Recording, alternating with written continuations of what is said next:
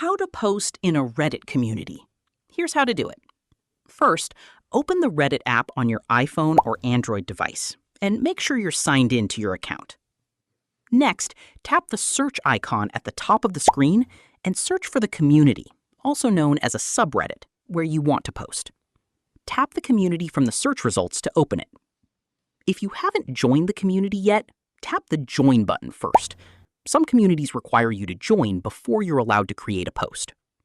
Now, tap the Create or Plus top, usually located at the top of the screen.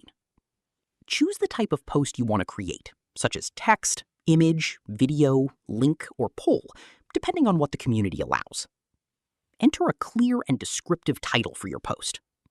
Then add your text, photos, video, or link, depending on the post type you selected. Before posting, take a moment to read the community rules. Tap 3-line or About at the top of the subreddit to view the rules. Some communities have posting requirements or restrictions that must be followed. Once everything looks good, tap Post in the top right corner. Your post will be submitted to the community and will appear immediately or after moderator approval, depending on that community's settings. And that's it.